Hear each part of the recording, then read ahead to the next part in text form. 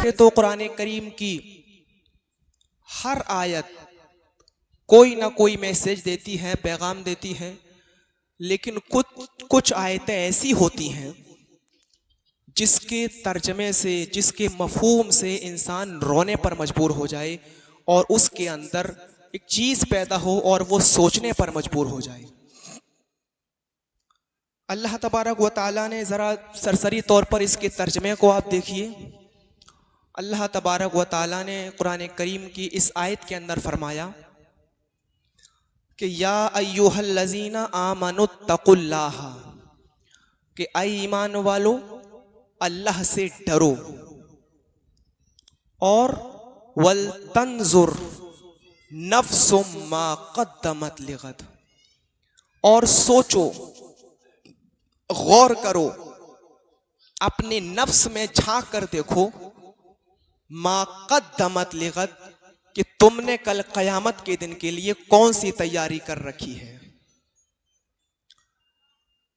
मैंने जिस मौजू का इंतखाब किया है और जिस चीज को आज हम आपके सामने बताना चाहते हैं वो बहुत ही ज्यादा संजीदा बातें हैं और उन बातों को हमें और आपको बहुत ही ज्यादा गौर से सुनना चाहिए। इस समाज में, आज के इस मुआशरे में इर्तिदाद बहुत तेजी के साथ फैल रहा है। मतलब मुस्लिम ख्वातीन, मुस्लिम बच्चियां, मुसलमानों के घरानों की लड़कियां गैर मुस्लिमों के साथ बहुत तेजी के साथ फरार हो रही हैं और उनके साथ वो शादियां रचा रही हैं और अपने घर, अपने बार, अपने माँ, अपने बाप, अपने खानदान, सारे लोगों की इज्जत को फिर वो नीलाम कर रही हैं। और ये बहुत ही ज्यादा फिक्र करने की और सोचने की बात है। और वही आयत हमने आपके सामने पढ़ी कि मुसलमानों अल्लाह से डरो और सोचो। सोच को बदलने की जरूरत है। सोच अगर हमारी बदल जाए तो इंशाअल्लाह इनकलाब पैदा हो जाएगा। मसलन हमें अपनी सोच को जनाबे मोहम्मद रसूलुल्लाह सल्लल्लाहु अलैहि वसल्लम की सोच के मुताबिक और आपकी अहादीस के मुताबिक ढालना चाहिए। हमारी सोच है कि हमारी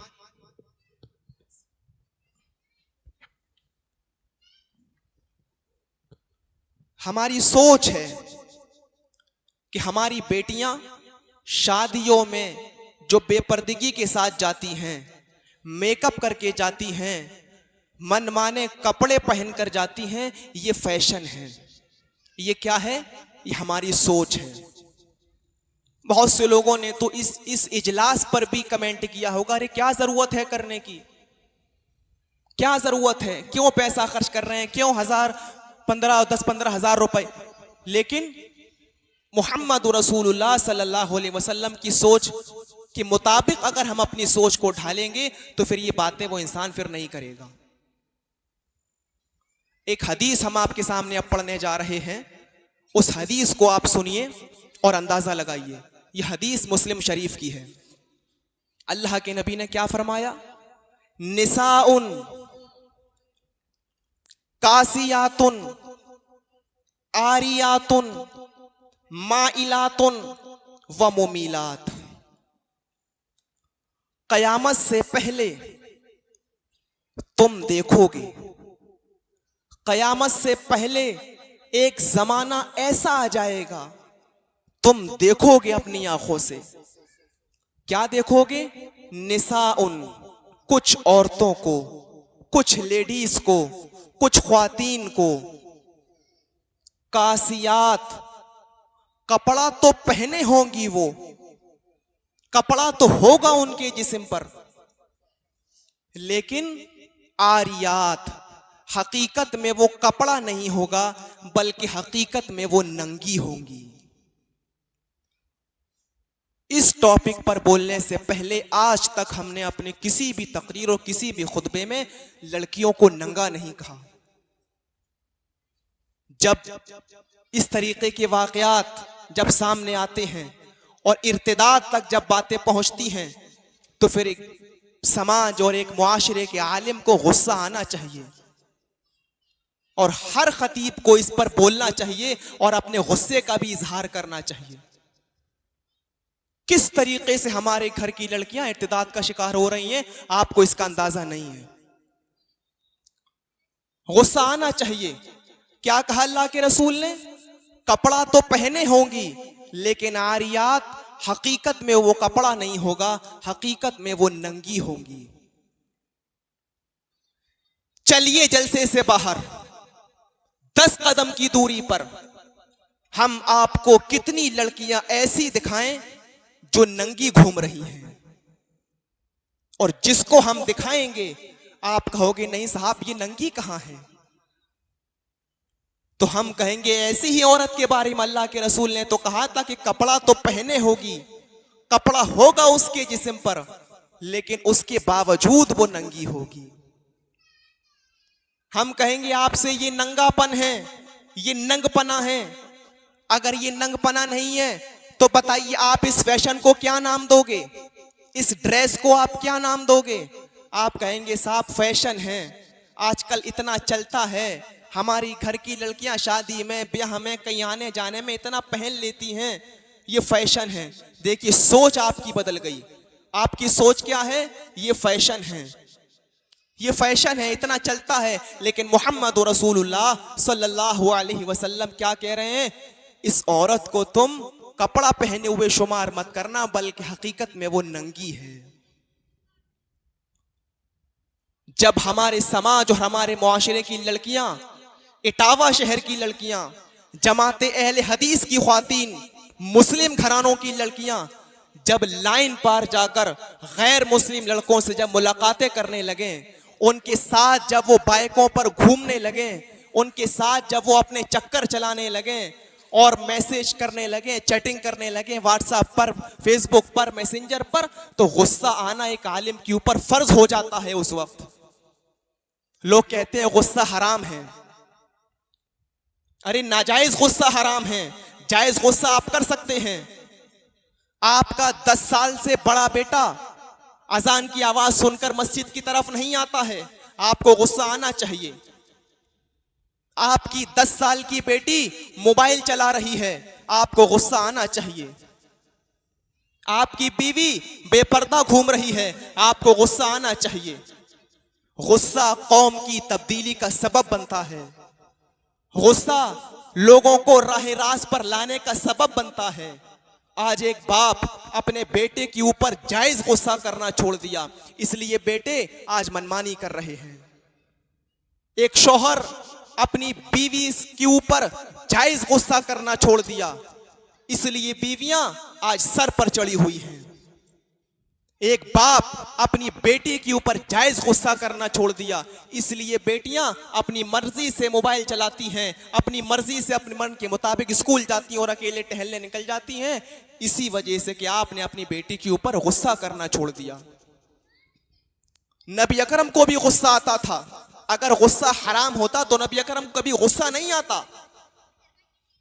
इतना गुस्सा आता था कि आपकी आंखें सुर्ख हो जाया करती थीं, ऐसा लगता था जैसे किसी ने आपकी आंखों में अनार का जूस डाल दिया हो।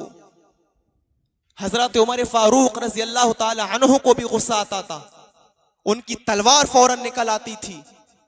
अल्लाह के रसूल एक बार कहने पर मजबूर हो गए थे, आए उमर तुम तलवार निकालने में जल्दी मत किया करो, जब तुम तलवार मियां से निकाल लेते हो तो मोहम्मद रसूलुल्लाह आसमान की पेशानी पर पसीना देख लेता है सल्लल्लाहु अलैहि वसल्लम। गुस्सा जायज गुस्सा आप करिए, नाजायज नहीं करिए। उसके बाद आगे क्या कहा? माइलातुन, इतना मेकअप करेंगी अपने ऊपर, इतनी क्रीम, इतना पाउडर, इतनी लिपस्टिक, इतनी फेयर एंड लवली, इतनी पॉन्ड्स लगाएंगी, और उसको लगाकर जब वो बाहर निकलेंगी तो नौजवानों को अपनी तरफ आकर्षित करेंगी, अपनी तरफ रिझाएंगी, अपनी तरफ अट्रैक्ट करेंगी। और जो नौजवान उनसे मुस्कुरा कर बात कर लेगा, हल्की सी स्माइल उसके चेहरे पर जब आ जाएगी तो वह मुमीलात, ये उनकी तरफ माइल हो जाएंगी, ये उनकी तरफ आकर्षित हो जाएंगी, ये उनकी तरफ रिझाने लगेंगी। और इसकी वजह होगी इनकी पोशाक, इनका लिबास, इनकी ड्रेस, इनके शॉर्ट कपड़े, इनके मेकअप, इनकी खुशबू, ये सारी की सारी चीजें इसकी वजह बनेंगी। तो मेरे भाइयों, सोच को अपनी बदलिए, सोच को अपनी जनाबे मोहम्मद रसूलुल्लाह सल्लल्लाहु अलैहि वसल्लम की हदीस के मुताबिक ढालिए। या अय्युहल्लज़ीना आमनू तक़ुल्लाहा वल तंजुर नफ्सुम मा क़द्दमत लिग़द। ईमान वालो, अल्लाह से डरो और हर इंसान को गौर करना चाहिए कि उसने कल क़यामत के दिन के लिए कौन सी तैयारी कर रखी है। हर इंसान को सोचना चाहिए कि उसने कल क़यामत के दिन के लिए क्या तैयार कर रखा है। या आपकी औलाद भी आपके लिए जहन्नम में जाने का सबब भी बन सकती है और जन्नत में ले जाने का रास्ता भी और जरिया भी बन सकती है। आजकल जो इर्तिदाद फैल रहा है, आजकल जो लड़कियां गैर मुस्लिमों के साथ फरार हो रही हैं, उसकी सबसे बड़ी वजह हमने आपको बता दी। आप अपनी बेटी से सवाल करिए, आप अपनी बेटी से हिसाब लीजिए, आप अपनी बेटी से पूछिए, आए मेरी बेटी तेरे पास ये कलम कहां से आया? जब तुम स्कूल गई थी तुम्हारे पास 200 रुपए थे, तुम ये 500 रुपए का सामान घर में लेकर आ रही हो, ये 300 रुपए एक्स्ट्रा तुम्हारे पास कहां से आए? हम तो इतना कह देते हैं कि हमें अपनी बेटी के ऊपर भरोसा है, हमारी बेटी हमारी नाक नहीं कटने देगी, हमारी बेटी हमारे खानदान का नाम गिरने नहीं देगी। इसी भरोसे की मार पड़ रही है आज मुसलमानों के ऊपर, जो आजकल ये लोग खून के आंसू रो रहे हैं और इनकी बेटियां गैर मुस्लिमों के साथ अपने अफेयर चला रही हैं। इसी भरोसे की मार पड़ रही है। अरे आपकी बेटी हजरत फातिमा रज़ी अल्लाह तआला अन्हा से ज्यादा पाक साफ नहीं है, आपकी बेटी हजरत ज़ैनब रज़ी अल्लाह तआला अन्हा से ज्यादा पाक दामन नहीं है, आपकी बेटी हजरत मरियम अलैहिस्सलातु वस्सलाम से ज्यादा पाक साफ नहीं है, जिनकी पाक दामनी का ऐलान अल्लाह तबारक व तआला ने कुरान में किया है। हजरत मरियम अलैहिस्सलातु वस्सलाम के पास एक फरिश्ता आता है और कहता है, अय मरियम, अल्लाह ताला तुम्हारे जिस्म से, तुम्हारे बदन से एक बच्चे की पैदाइश करेगा। हजरत मरियम चौंक गई हैं, ये क्या कह रहा है? मुझे तो आज तक किसी बशर ने नहीं छुआ, मेरी तो अभी तक शादी भी नहीं हुई, फिर मैं अपने बदन से बच्चे को कैसे पैदा कर सकती हूँ? ये तुम क्या कह रहे हो? वो फरिश्ता कहता है, ये तो अल्लाह तबारक व तआला की हिकमत है, वो चाहे तो किसी को बगैर बाप के भी औलाद दे सकता है और चाहे तो बाप होने के बावजूद भी उसको बांझ बना दे, उसको कुछ भी नहीं दे। जिसको चाहता है बेटे बेटे देता है, जिसको चाहता है बेटियां बेटियां अता करता है, जिसको चाहता है दोनों देता और जिसको चाहता है बांझ बना देता है। ये तो अल्लाह रब्बुल आलमीन की हिकमत पर डिपेंड करता है, ये अल्लाह तबारक व तआला की मसलियत पर, उसकी कुदरत कामिला पर डिपेंड करता है। तुम्हें घबराने की जरूरत नहीं है, हाय मरियम, तुम्हें परेशान होने की जरूरत नहीं है। हजरत मरियम ने कहा, अच्छा ये बताओ, जब मैं हामिला हो जाऊंगी और जब बच्चा मेरे जिसे मैं मेरे पेट में आ जाएगा तो मेरा पेट बढ़ना शुरू हो जाएगा। और जाहिर बात है, जब कोई औरत प्रेग्नेंट होती है तो उसका पेट भी धीरे धीरे बढ़ना शुरू हो जाता है और उसकी बाहर की तरफ वो निकलने लगता है। जब बच्चा उसके पेट में जैसे जैसे बढ़ता जाता है, उसका पेट भी बढ़ता जाता है। कहा, जब मेरा पेट बढ़ेगा तो मैं क्या करूंगी? समाज वाले मुझे ताना मारेंगे, सोसाइटी के लोग मेरा जीना हराम कर देंगे, समाज के लोग मेरा जीना दुश्वार कर देंगे, फिर मैं क्या करूंगी? कहने लगा, तुम एक मेहराब में चली जाना। हजरत ज़करिया हजरत मरियम अलैहिस्सलातु वस्सलाम की किफालत करने लगते हैं। हजरत मरियम एक मेहराब में बैठी हुई हैं और उस मेहराब में रहती हैं। हजरत ज़करिया आते थे, उनकी देख रेख करके चले जाते थे, उनके पास आते थे, उनकी देख रेख करके वापस चले जाते थे। एक मर्तबा हजरत ज़करिया अलैहिस्सलातु वस्सलाम मौजूद आए मरियम के पास उनको देखने के लिए, तो क्या देखते हैं? उनके पास बेमौसम फल रखे हुए हैं। जिस फल का मौसम नहीं, वो फल हजरत मरियम अलैहिस्सलातु वस्सलाम के पास मौजूद है। मतलब आम का मौसम नहीं लेकिन आम मौजूद है, लीची का मौसम नहीं लेकिन लीची उनके पास मौजूद है, आलू बुखारे का मौसम नहीं लेकिन आलू बुखारा हजरत मरियम के पास मौजूद है। जिन फलों का मौसम नहीं वो फल हजरत मरियम अलैहिस्सलातु वस्सलाम के पास मौजूद है। हजरत ज़करिया अलैहिस्सलातु वस्सलाम ने सवाल कर लिया और पूछ लिया और हजरत मरियम की क्लास ले ली। ऐ मरियम अन्ना लकी हाजा, ये सारी की सारी चीजें तुम्हारे पास कहां से आई? बताओ मुझे हिसाब तो इस बात का, ये सारी की सारी चीज तुम्हारे पास कहां से आई? और हजरत मरियम बड़ी मासूमियत से जवाब देती हैं, गुस्सा नहीं किया, झिड़का नहीं, कोई घबराहट नहीं, कोई चेहरे पर टेंशन के आसार नहीं। हजरत मरियम कहती हैं, आए मेरे कफील, आए ज़करिया, मेरी ऊपर तुम शक की सुई मत दौड़ाओ, मेरी ऊपर शक न करो, मेरी ऊपर शक के घोड़े मत दौड़ाओ। आए ज़करिया, ये सारी की सारी चीजें मुझे कोई मेरा बॉयफ्रेंड देकर नहीं गया है, मुझे कोई मेरा चाहने वाला देकर नहीं गया है। आए ज़करिया, जिस तरीके से मेरे पेट में पलने वाला बच्चा अल्लाह की तरफ से आया है, उसी तरीके से ये सारे के सारे फल अल्लाह की तरफ से आ रहे हैं। एक फरिश्ता आता है, इन फलों को रख के चला जाता है, जब ये फल खत्म हो जाते दूसरा फरिश्ता आता है, उस फलों को रख कर चला जाता है। हाय ज़करिया, टेंशन लेने की जरूरत नहीं, घबराने की जरूरत नहीं, ये सारे के सारे फल मेरे पास अल्लाह की तरफ से आ रहे हैं। जब हजरत मरियम अलैहिस्सलातु वस्सलाम से सवाल किया जा सकता है, जब हजरत मरियम से पूछा जा सकता है, तो आपकी बेटियां उनसे ज्यादा पाक साफ तो नहीं है, आपकी बेटियां उनसे ज्यादा पाक दामन तो नहीं है कि आपने अपनी बेटियों के ऊपर अंधा भरोसा कर लिया है। सवाल आपको करना चाहिए, है मेरी बेटी, तुम्हारे पास ये चीजें कहां से आई हैं? तुम 2000 रुपए महीना कमाती हो, तुम्हारे पास 20,000 का मोबाइल है, हिसाब तो ये मोबाइल कहां से आया? इतने पैसे तुम्हारे पास कहां से आए? जब तुम स्कूल गई थी तुम्हारे पर्स में 200 रुपए थे, आज 1000 रुपए हैं। जब तुम वापस आई हो ये 800 रुपए ज्यादा तुम्हारे पास कहां से आए? अरे मेरी बेटी, मुझे हिसाब दो। आपने अपनी बेटी से पूछा, हिसाब लिया? कभी पूछने की जरूरत आपने महसूस की? नहीं।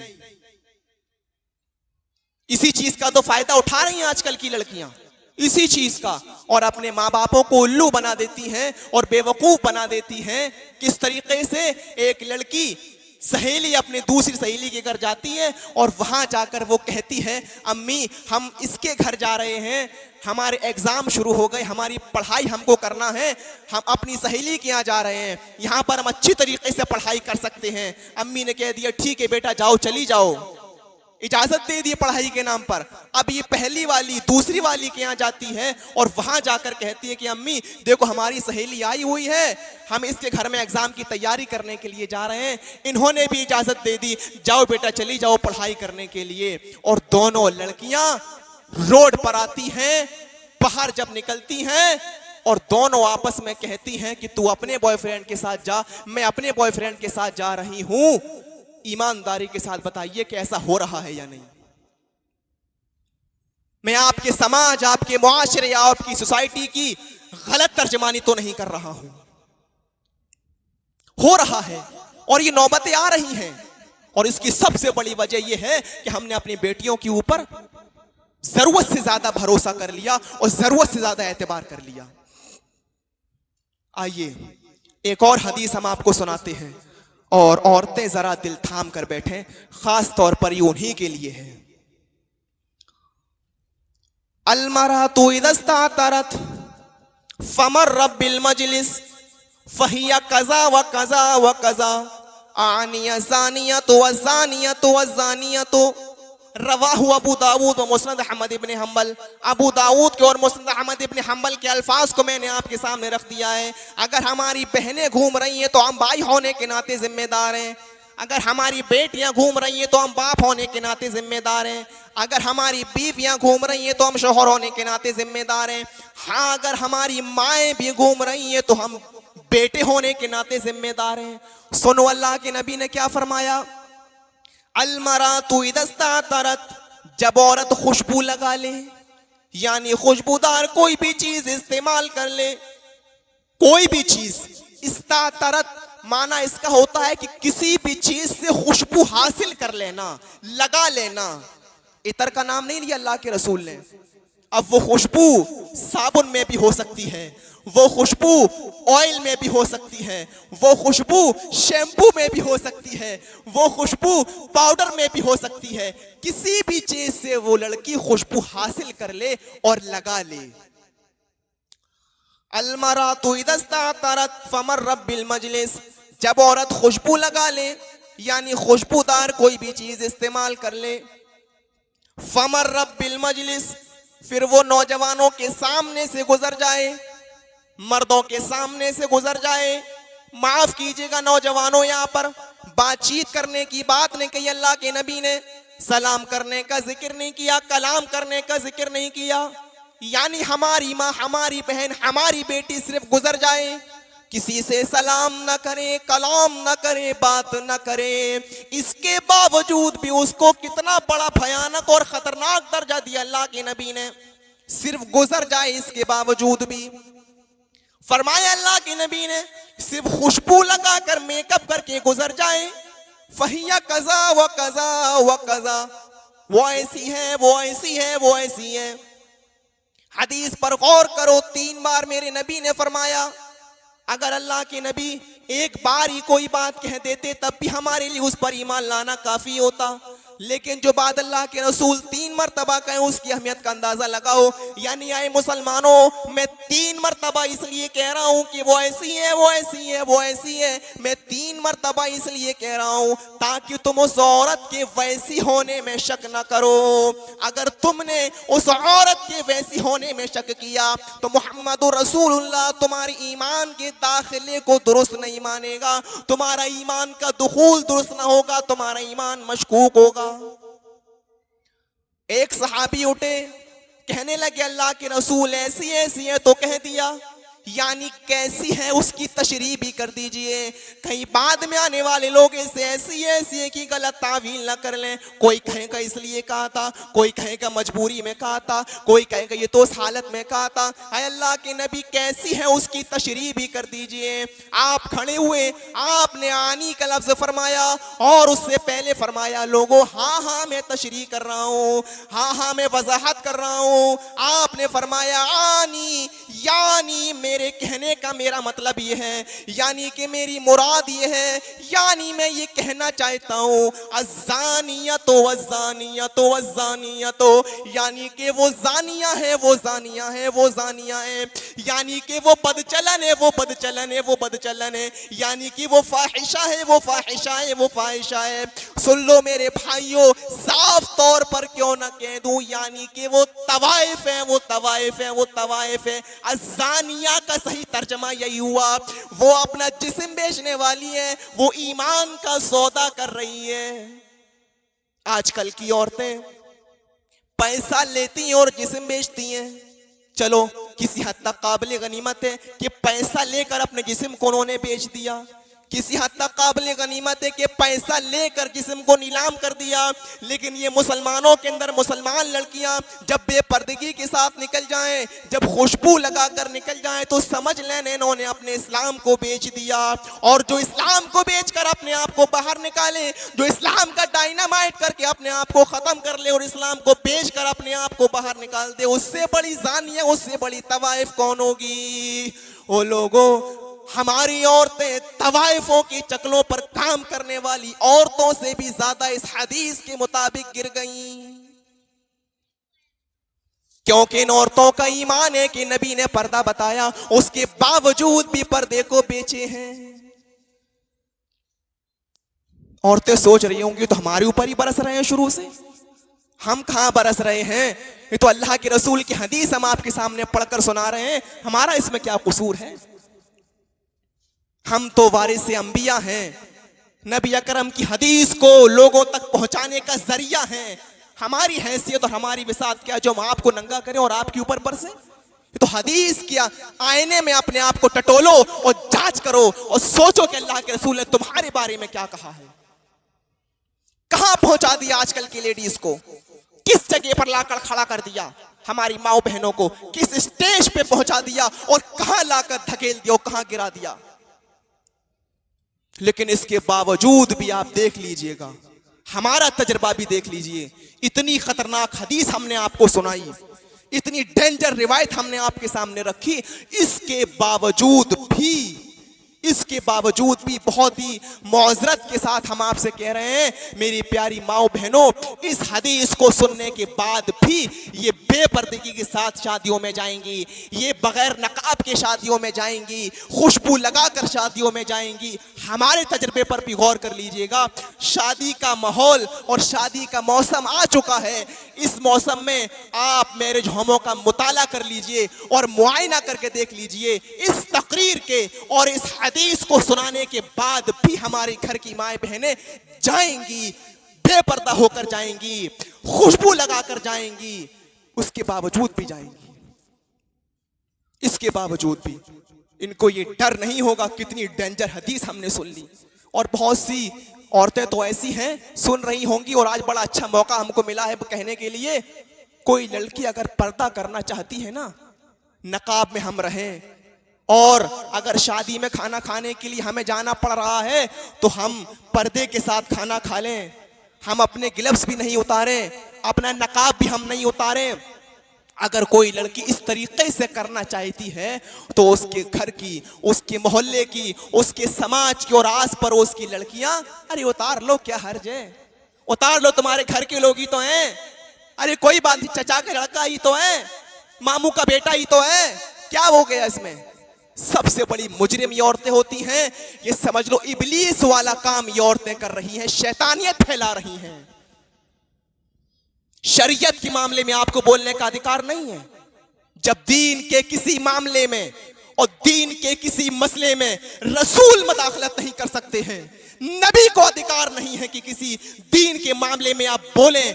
या आजकल की शैतान औरतों को कैसे अधिकार हो गया और कैसे इन्होंने अपनी जबान खोल दी किसी लड़की के लिए कि पर्दा हटाकर तुम खाना खा लो। कैसे इनको हक पहुंच गया ये कहने के लिए। न खुद उस पर अमल कर रही हैं, न दूसरे को करने दे रही हैं, न खुद मुआशरे को सुधारने के लिए कदम बढ़ा रही है, न दूसरा कर रहा है तो उसको टांग पकड़कर खींचा और जाता है और उसको रोका और जाता है। अरे तुमने हजरत फातिमा रज़ी अल्लाह ताला अन्हा का क्या मुताला नहीं करा? आपकी जिंदगी की हिस्ट्री नहीं पढ़ी और हजरत फातिमा रज़ी अल्लाह ताला अन्हा का आपने मुताला, उनकी लाइफ की स्टडी और लाइफ का मुताला आपने नहीं किया। हजरत फातिमा रज़ी अल्लाह ताला अन्हा की उम्र 4 साल की है, 4 साल की। ज़ादुल माद में अल्लामा इब्न क़य्यिम ने 5 साल भी नकल किया है कि हजरत फातिमा की उम्र 5 साल की है। 4 हो या 5, बहुत छोटी बच्ची थी। और जरा भी इस वाक़े को गौर से सुनिए। हजरत फातिमा की उम्र 4 साल की है, 4 साल की और 5 साल की छोटी सी बच्ची है। मक्के में औकास का मेला लगा करता था, औकास का बाजार लगा करता था। दूर दराज से वहां पर ताजिर आया करते थे अपने माल को फरोख्त करने के लिए, माल को बेचने के लिए, और यहां से भी लोग जाया करते थे अपने माल को खरीदने और बेचने के लिए। किसी ने अल्लाह के नबी से कह दिया कि मक्के में औकास का बाजार लगा हुआ है, औकास का मेला लगा हुआ है। अल्लाह के रसूल उसी औकास के बाजार में चले जाते हैं और लोगों को अल्लाह की तरफ बुलाने लगते हैं, लोगों को एक अल्लाह की तरफ दावत देने लगते हैं। और औकास के बाजार में पहुंचने के बाद आप कहते हैं, लोगों क़ूलू ला इलाहा इल्लल्लाह, ऐ लोगों तुम ला इलाहा इल्लल्लाह कह दो, तुफलिहू, तुम कामयाब हो जाओगे। अरब भी तुम्हारा, आजम भी तुम्हारा, सारी हुकूमत तुम्हारे पैरों के नीचे आ जाएगी। अभी आप लोगों को अल्लाह की तरफ बुला रहे हैं, अभी आप लोगों को एक अल्लाह की तरफ दावत दे रहे हैं। इतने में उसी औकास के बाजार के काफिर इतना मारते हैं आपको, इतना पीटते हैं, इतने पत्थर मारे जाते हैं अल्लाह के रसूल के ऊपर कि आप उसी औकास के बाजार में बेहोश होकर जमीन के ऊपर गिर जाते हैं। पेशानी आपकी फट जाती है, खून पेशानी से निकल निकल कर आपके जूतों में जम जाता है। किसी ने खबर दे दी हजरत फातिमा को, हाय फातिमा, तुम्हारे अब्बू को कास के बाजार में इतना मारा है काफिरों ने, इतना पीटा है काफिरों ने कि तुम्हारे अब्बू कास के बाजार में बेहोश पड़े हुए हैं, तुम्हारे बाबा कास के बाजार में बेहोश पड़े हुए हैं। हजरत फातिमा की उम्र 4 साल की और 5 साल की है। हजरत फातिमा ने जब ये सुना कि मेरे अब्बू को इतना मारा, कि ओकास के बाजार में आप मेरे अब्बू बेहोश पड़े हुए हैं। हजरत फातिमा दौड़ती हुई जाती हैं, दौड़ती हुई, और उस ओकास के बाजार में जब पहुंचती हैं तो अपने अब्बू को देखती हैं कि वाकई बेहोश पड़े हुए हैं, पेशानी आपकी फट गई है और खून निकल निकल कर आपके जूतों में जम गया है। हजरत फातिमा रजी अल्लाह ताला अन्हा ने अपने अब्बू के सर को अपनी गोद में रखा, अपनी गोद में रखा, और उसके बाद हजरत फातिमा रजी अल्लाह ताला अन्हा ने अपने सर की ओढ़नी उतारी। मेरी प्यारी बहनों, मेरी कौम की बच्चियों, जरा हजरत फातिमा के इस 4 साल की बच्ची के तमाचा खाने से बचो कि 4 साल की बच्ची और अपने सर से ओढ़नी उतार रही है, अपने सर से ओढ़नी उतार रही है। अभी पर्दा फर्ज नहीं हुआ है और अभी पर्दे की कुरान की आयतें भी अभी नाजिल नहीं हुई हैं, लेकिन 4 साल की और अपने सर से ओढ़नी को उतार रही है, अपने सर से ओढ़नी को हटा रही है। जरा सोचो कि मोहम्मद रसूलुल्लाह सल्लल्लाहु अलैहि वसल्लम ने अपनी बच्चियों की तरबियत कैसे की होगी, अपनी बच्चियों को कितना बाहया बनाया होगा, अपनी बच्चियों को आपने कितना पर्दे वाला बनाया होगा। मेरी बहनों, तुम्हारी उम्र 18 साल की, 20 साल की, 25 साल की तुम हो चुकी हो, लेकिन सरों पर दुपट्टे रखना, सरों पर ओढ़नियां रखना तुम मायूब समझती हो, और अपने कांधों पर दुपट्टा डालकर सर के बालों को खोल कर तुम चलती हो। क्या तुमने सफर मेराज में नबी का वाकया न सुना? सफर मेराज में जब अल्लाह के रसूल को जहन्नम भी दिखाई गई और जहन्नम में आपने कुछ औरतों को इस हाल में भी देखा, कुछ औरतों को आपने इस हाल में भी देखा कि उनको नंगा कर दिया गया है, बिल्कुल बरहना। उनके जिस्म से कपड़े का एक एक तार उतार दिया गया, एक एक तार खींच दिया गया, और उन औरतों को उनके सरों के बालों के बल लटका दिया गया, सरों के बालों के बल उनको लटका दिया गया। और एक फरिश्ता आता है और वो फरिश्ता, उसके पास नोकदार नेजा होता है, नोकदार नेजा, और वो फरिश्ता वो नेजा उन औरतों के दोनों सीनों में दाखिल कर देता है। यहां से डालता है, ऊपर से निकाल लेता है, यहां से घुसाया और ऊपर से निकाल लिया। वो औरतें चीखती हैं। आपने पूछा है जिब्रील मन हाउला या जिब्रील, ऐ जिब्रील ये कौन औरतें हैं जिनको ये अज़ाब दिया जा रहा है? जिब्रील ने कहा अल्लाह के रसूल ये वो औरतें हैं कि जो दुनिया में अपने बालों को गैर मर्दों से छुपाया न करती थी, जो दुनिया में अपने बालों को गैर मर्दों के सामने जाहिर करती थी, और इतने तंग और इतने चुस्त कपड़े पहनती थी कि कपड़ा पहनने के बावजूद भी उनके जिस्म का नशेब व फराज, उनके जिस्म का उतार चढ़ाव साफ नजर आता था। हाय अल्लाह के रसूल ये वो औरतें, मेरी प्यारी माओ बहनों, जरा इस 4 साल की बच्ची के तमाचा खाने से बचो। 4 साल की और अपनी ओढ़नी उतार कर अपने अब्बू के खून को साफ करती जाती थी। तसव्वुर कर सकते हैं आप? 4 साल की बच्ची और अपने अब्बू के अपने सर से ओढ़नी उतार कर अपने अब्बू के खून को साफ करती जा रही है। यही फातिमा है। जब मोहम्मद रसूलुल्लाह ने अपनी बच्चियों की बचपन से ऐसी तालीम दे दी और इतना मजबूत उनका ईमान बना दिया, और उनके दिलों में जब दीनदारी कूट कूट कर पैदा कर दी, तो यही फातिमा है।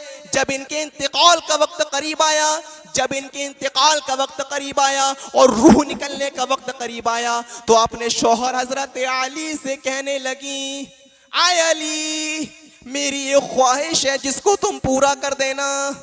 हजरत अली ने कहा ठीक है मैं पूरा कर दूंगा, लेकिन क्या है तुम मेरी बीवी नहीं हो बल्कि मोहम्मद रसूलुल्लाह की बेटी भी हो, तुम्हारी इस ख्वाहिश को जो भी होगी हम पूरा कर देंगे। क्या ख्वाहिश है तुम्हारी? हजरत फातिमा ने कहा आय अली जब मेरा इंतकाल हो जाए, मुझे नहीं लग रहा है कि इस बीमारी में मैं बचूंगी, मैं अल्लाह को प्यारी हो जाऊंगी। आय अली जब मेरा इंतकाल हो जाए तो मेरे जनाजे को तुम दिन के उजाले में न ले जाना, ज़ोहर से पहले नहीं, ज़ोहर के बाद नहीं, असर के बाद नहीं, का फिर बल्कि इशा की नमाज के बाद तुम मेरे जनाजे को दफन करने के लिए ले जाना। हजरत अली कहने लगे हाय मेरी बीवी फातिमा, तुमने तो मुझे एक नई मुसीबत में डाल दिया। का क्या हुआ? अरे तुम्हारे अब्बू का ही तो फरमान है, मोहम्मद रसूलुल्लाह ने तो फरमाया है कि जब जिसका इंतकाल हो जाए उसको जितनी जल्दी हो सके कब्र के हवाले कर देना चाहिए, जितनी जल्दी हो सके उसको उसकी तदफीन कर देना चाहिए। अगर अच्छी मैयत है तो जल्दी से उसको रहमत के फरिश्तों के हवाले कर दो, और अगर बुरी मैयत है तो जल्दी से ये तौक उतार कर इस अजाब को हटाकर कब्र के हवाले कर दो। ये तुम्हारे अब्बू का ही तो फरमान है कि जल्दी दफन कर दो। हजरत फातिमा कहती हैं, आए मेरे शौहर अली, मेरी गुजारिश है और मेरी ये ख्वाहिश है, इस वसीयत को आप ज़रूर पूरा कर देना। जब मेरा इंतकाल हो जाए तो मेरे जनाजे को तुम रात में ले जाना, ईशा की नमाज के बाद तुम जनाजे को उठा कर ले जाना। हज़रत अली ने कहा ठीक है, हम तुम्हारी इस ख्वाहिश पर पूरा करेंगे और मान लेंगे तुम्हारी इस वसीयत को, लेकिन ज़रा मुझे ये बताओ कि तुम ऐसा कह क्यों रही हो, आखिर वजह क्या है, आखिर सबब क्या है, रीज़न क्या है तुम्हारा ऐसा कहने इसका। कहा अली मेरी बहनों इस जवाब को सुनो और मातम करो अपने आप पर, इस जवाब को सुनो और अब खून के आंसू बहाओ और अपने गुनाहों की तौबा अपने रब से जाकर अपने घर में जाकर करो। हजरत फातिमा ने कहा आय अली, मैं ऐसा इसलिए कह रही हूं कि मैं नहीं चाहती हूं कि मेरे मुर्दा जिस्म पर पड़े हुए कफन पर भी किसी गैर मर्द की नजर पड़े। मैं नहीं चाहती हूँ कि मेरे मुर्दा जिस्म पर जो कफन पड़ा हुआ होगा उस कफन को भी कोई गैर मर्द देखे। ये था मोहम्मद रसूलुल्लाह सल्लल्लाहु अलैहि वसल्लम की बेटी का पर्दा, ये था मोहम्मद रसूलुल्लाह सल्लल्लाहु अलैहि वसल्लम की अपनी बेटियों को तरबियत देना और अपनी बेटियों को संवारना और अपनी बेटियों के अंदर बचपन से वो चीजें पैदा करना। इस बात को वो औरतें क्या समझेंगी और इस हदीस को वो औरतें क्या जानेंगी और इस वाक़े पर वो औरतें क्या अमल करेंगी जो बिल्कुल आवारा गायों की तरह समाज और मुआशरे में फिरती रहती हैं, आवारा बकरियों की तरह बेपर्दा होकर घूमती रहती हैं, आवारा बैलों की तरह घूमती रहती है। जरूरत पड़ने पर तो कुरान ने भी मिसाल दी है, उलाइका कल अनआम बल हुम अज़ल, ये चौपायों की तरह हैं बल्कि उससे भी ज्यादा गैर गुजरे। अगर हमने चौपायों की मिसाल दे दी तो क्या गलत किया। आवारा गाय, आवारा घोड़ियां, आवारा बकरियां और इस तरीके से घूमती रहती हैं। इस मामलात को और शरीयत को वो औरतें क्या जानेंगी और क्या समझेंगी। कैसी नसीहत तरबियत की थी अल्लाह के रसूल ने अपनी बेटियों को, ये उसी तरबियत का नतीजा था, उसी तरबियत का। और आज के इस खतरनाक दौर में आपने अपनी बेटियों पर भरोसा कैसे कर लिया है। न तो आपकी बेटी की बचपन की इस्लामी तालीम इतनी मजबूत है, ना बड़े होकर आप घर में उसको अच्छी और दीन की तालीम दिलवा रहे हैं, ना आगे चलकर उसकी शादी किसी दीनदार लड़के से आप करा रहे हैं। तो ये इर्तिदाद तो होगा। आपकी बेटियां गैर मुस्लिमों के साथ जाएंगी और फरार होंगी और निकाह भी करेंगी और ये दिन आपको देखना पड़ेगा, क्योंकि इसकी वजह आप बन रहे हैं। आप कोई अपने आप को अक्लमंद समझ ले तो उसका फिर क्या इलाज है। हमारी औरतें अपने आप को बहुत अक्लमंद समझती हैं, बहुत ज्यादा अक्लमंद। हम जो सोच रहे हैं बस वही सही है, बस वही पत्थर की लकीर है, हम जो सोच रहे हैं उसके अलावा कुछ नहीं। और एक बात हम आपको बता दें, जो ज्यादा अपने आप को अक्लमंद समझता है ना, समझ लो कि उसकी अक्लमंद वो नहीं है बल्कि अक्लबंद है वो। अगर ज्यादा अपने आप को अक्लमंद समझने लगे तो समझ लेना उसके साथ फिर ये मामला हो रहा है ज्यादा। अरे अक्लमंद तो उस जमाने की औरतें थीं, उस जमाने की औरतें। एक शौहर अपनी बीवी से बहुत ज्यादा परेशान था, बहुत ज्यादा परेशान। उसने अपनी बीवी को तलाक देने का सोच लिया कि अब इस बवाल को अपने घर से हम हटाएंगे और इसको इसके बाप के घर वापस भेज देंगे। बहुत ज्यादा अपनी बीवी से वो तंग आ गया था और परेशान हो चुका था। एक दिन उसकी बीवी सीढ़ियां चढ़ रही थी, सीढ़ियां अपने घर पर। उसने कहा, शौहर ने अपनी बीवी से, कि अगर तू ऊपर चढ़ी तो तुझ पर 3 तलाक, अगर तू नीचे उतरी तब भी तुझ पर 3 तलाक, और अगर तू खड़ी रही तब भी तुझ पर 3 तलाक। अब आजकल की औरतें होती तो क्या करती, वहीं रोना शुरू कर देती, ये तुमने क्या कह दिया, अरे तोड़ो इस बात को, हटाओ, हम नीचे कैसे आएंगे। लेकिन उस जमाने की औरतें फकीहा थीं, बहुत ज्यादा अक्लमंद थी, ज़हीन थी। सोचने लगी कि अब मैं क्या करूं। ठंडे दिमाग से काम लिया, संजीदगी से गौर किया और संजीदगी से सोचा। तो क्या किया उस औरत ने, कहने लगी न तो मैं नीचे उतरूंगी, न मैं ऊपर चढ़ूंगी और न मैं सीढ़ी पर खड़ी रहूंगी, बल्कि वो औरत उसी जगह से फिर जंप लगा देती है, उसी जगह से कूद जाती है और फिर जीने से कूद कर वो जमीन पर आ जाती है और अपने शौहर से आकर कहती है कि न मैं ऊपर चढ़ी, न मैं नीचे उतरी और न मैं खड़ी रही, मैं तो कूदी हूं, फिर मुझ पर तलाक कैसे पड़ सकती है। उसका शौहर कहने लगा, मेरी बीवी, अगर इमाम मालिक रहमतुल्लाह अलैह इंतकाल कर जाएं, इमाम मालिक रहमतुल्लाह अलैह के दौर की बात है, अगर इमाम मालिक रहमतुल्लाह अलैह इंतकाल कर जाएं तो आए मेरी बीवी, तू इतनी ज़्यादा फ़कीहा है, इतनी ज़्यादा ज़हीन है और इतनी ज़्यादा तू अक्लमंद है, अगर इमाम मालिक रहमतुल्लाह अलैह इस दुनिया से फौत होकर चले जाएं तो अहले मदीना के लोग तेरे पास मसले पूछने के लिए आएंगे, मसले पूछने के लिए। अब जरा आप अंदाजा लगाइए और गौर कीजिए कि उस जमाने की औरतें कितनी ज्यादा फकीहा थी और आज हमारे घर की औरतें अपने आप को अक्लमंद समझती हैं, जिनकी सारी की सारी अक्लों को पाकिस्तानी सीरियल चाट चुका है, सारी अक्लों को ये चाट गया। दिन और रात जब मोबाइल में घुसी रहेंगी तो इनकी अक्लें फिर काम कहां करेंगी, फिर वो चीज उनके पास नहीं आ सकती है। आइए एक और चीज की तरफ हम आपको लेकर चलते हैं और जरा सोचो कि हमें और आपको अपने बच्चों की तरबियत में कितना अहम रोल अदा करना है। वो अरब का जमाना था, वो अरब का जमाना था। उस जमाने में लड़कियों की हैसियत ये हुआ करती थी कि पैदा होने के बाद जब वो 3 या 4 या 5 साल की हो जाती थी तो उनका बाप उनको दफन कर देता था। ये इतना ज्यादा अंधेरा उस दौर में था, उस जमाने में इतनी ज्यादा तारीकी थी, उस जमाने के लोग अपनी बेटियों को जिंदा दरगोर कर दिया करते थे, जिंदा दफन कर दिया करते थे। लेकिन आजकल ये शक्ल दूसरी पोजीशन में आ चुकी है और दूसरी कंडीशन में आ चुकी है। दूसरी पोजीशन में कैसे आ गई है? आजकल बेटियों को पैदा होने ही नहीं दिया जाता है, या आपने अल्ट्रासाउंड करवाकर चेक करवाया, चौथा भी हमल बेटी का है तो उसको उसी जगह पर साकित करवा दिया जाता है। बेटियों के पैदा होने से पहले ही उसको मरवा दिया जाता है और पेट में हमल साकित करवा दिया जाता है। ये इस जमाने का हाल हो चुका है, इस जमाने का। जबकि बेटियों की परवरिश पर, बेटियों को पालने और पोसने पर, उनकी इस्लामी तरीके से तालीम और तरबियत पर भी अल्लाह ताला ने जन्नत वाजिब कर दी है, जन्नत को फर्ज कर दिया है। हजरत आयशा सिद्दीका रजी अल्लाह ताला अन्हा के पास एक औरत आती है मांगने वाली। ये वाकया बुखारी के अंदर भी है, ये वाकया मुस्लिम के अंदर भी है, दोनों रिवायतें सुनो। हजरत आयशा के पास एक औरत आई, मांगने वाली आई। जाअतनी साइला व माहा सबियान।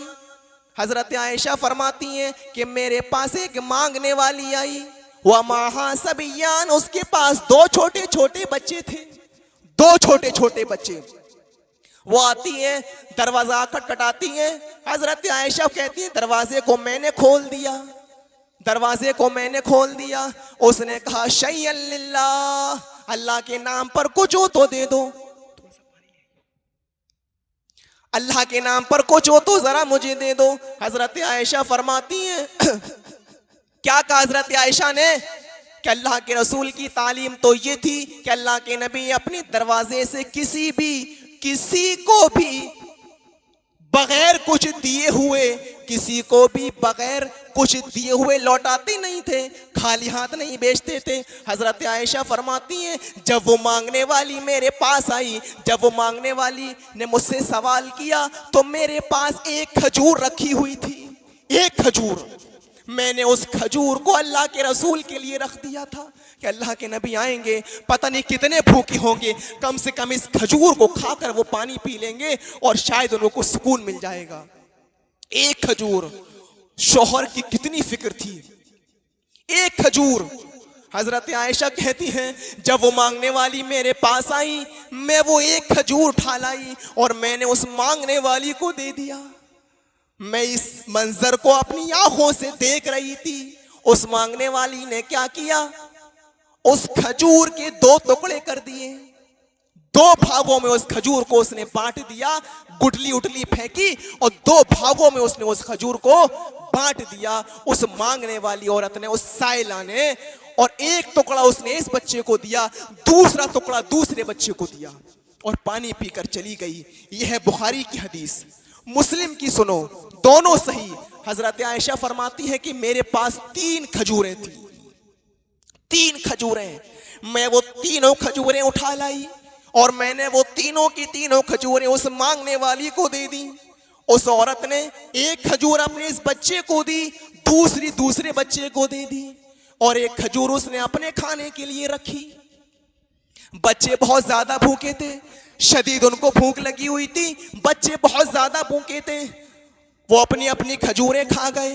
हजरत आयशा फरमाती हैं कि मैंने देखा अपनी आंखों से कि उस औरत ने जो खजूर अपने खाने के लिए रखी हुई थी, उस जैसी वो खाने के लिए चली, वो दोनों के दोनों बच्चे अपनी माँ की उस खजूर के ऊपर झपट पड़े।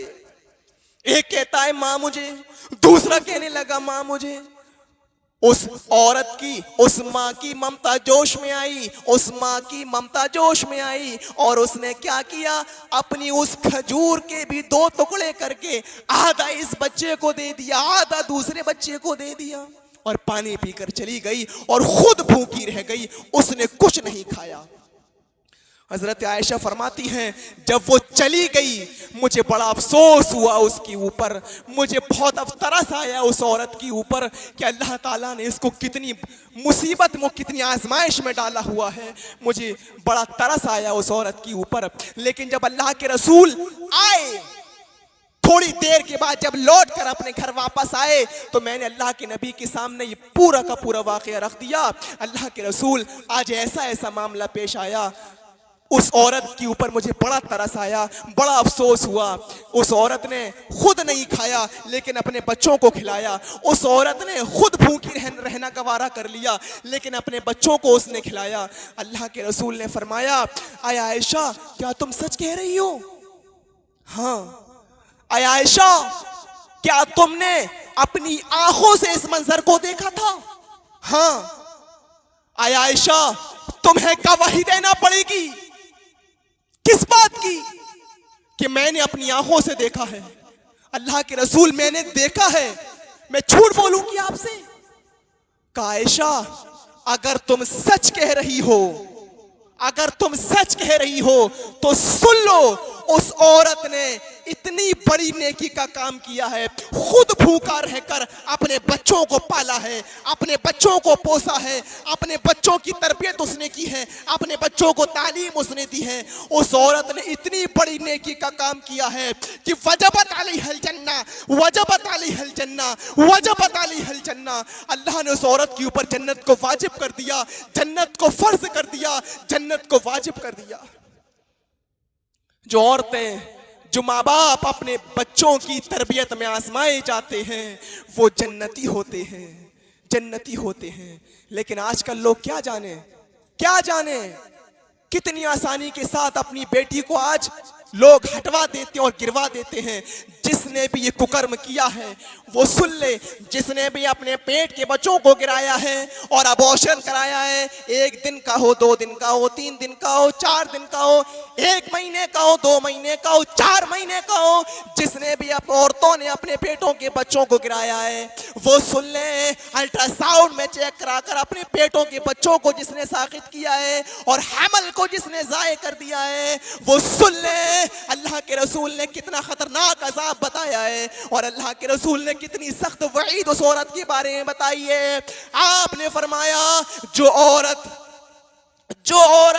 अपने पेट के बच्चे को जाये कर देती है और खत्म कर देती है और पैदा होने से पहले मार देती है, ऐसी औरत के बारे में अल्लाह के नबी ने फरमाया कि क़यामत के दिन ये बच्चा अपनी माँ की दोनों पिस्तानों से लटका हुआ आएगा। जा मुअल्लक़ुम बैन सदैहा यक़ूल या रब्बी हाज़िही उम्मी क़तलतनी।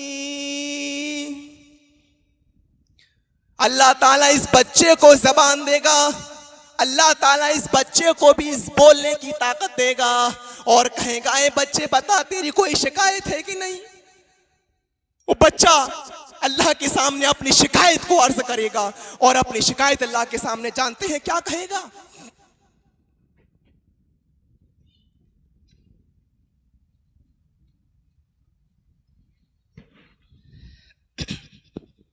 वो बच्चा अल्लाह के सामने शिकायत करते हुए कहेगा, आय अल्लाह या रब्बी हाज़िही उम्मी क़तलतनी। ये हदीस के अल्फाज हैं। वो बच्चा अल्लाह के सामने कहेगा, आय अल्लाह ये मेरी माँ है जिसने दुनिया में मुझे मार डाला था, ये मेरी माँ है जिसने दुनिया में मुझे कत्ल कर दिया था, ये मेरी माँ है जिसने दुनिया में मुझे अबॉर्शन करा दिया था और दुनिया में इसने मुझे आंखें नहीं खोलने दी थी। आय अल्लाह ये दुनिया में मेरी ना बन सकी, तू आखिरत में इसका मत बन। आय अल्लाह तू इसको जहन्नम के अंदर डाल दे। अल्लाह ताला उस बच्चे को जबान देगा, उस बच्चे को बोलने की ताकत देगा, उस बच्चे को कुव्वत गोयाई वो देगा और वो बच्चा शिकायत करेगा, या रब्बी हाज़िही उम्मी क़तलतनी। आय अल्लाह ये मेरी माँ है जिसने दुनिया में मुझे मार दिया था और मुझे कत्ल करवा दिया था। आय अल्लाह ये दुनिया में मेरी ना बन सकी, तू आखिरत में इसका मत बन। और वो बच्चा अपनी माँ को जहन्नम के अंदर ले जाएगा और जहन्नम के अंदर दाखिल कर देगा। मेरी प्यारी माओ बहनों, जिसने भी ये कुकर्म किया है और ये जुर्म जिसने भी किया है, इस जलसे से घर जाने से पहले अभी तौबा करो। अपने घर जाकर भी वुजू बनाना और वुजू बनाने के बाद 2 रकात सलात तौबा पढ़कर दुआ करना। ये कोई मामूली जुर्म नहीं है जो आपने किया है और आजकल जो हुआ हो रहा है और किया जा रहा है, ये कोई मामूली चीज नहीं है, कोई मामूली चीज। उन बच्चियों को आप दुनिया में लाइए, पालिए, पोसिए, उनकी परवरिश करिए और उनके निकाह दीनदार घराने में कराइए, तो अल्लाह ताला ने ऐसे लोगों पर भी जन्नत को फर्ज और जन्नत को वाजिब कर दिया है। एक और मंजर देखो और उसके बाद थोड़ी सी बात बढ़ाकर अपनी बात को हम खत्म कर दें। इमाम अहमद इब्ने हंबल रहमतुल्लाह अलैह के पास एक बूढ़ी औरत आती है, एक बूढ़ी औरत। और सुनो नौजवानों, बूढ़ी औरत आती है और आकर अर्ज करती है, इमाम साहब एक मसला पूछने के लिए आई हूं। क्या बात है बताओ? उसने कहा कि मैं चरखा चलाती हूं। चरखा समझते होंगे आप लोग, ये तो आपके कारोबार में जुड़ा हुआ है और उसके साथ है कि मैं चरखा चलाती हूं। चरखा का तो कोई हर्ज की बात नहीं कि मैं ये थोड़ी पूछने आई हूं कि इसमें हर्ज है या नहीं।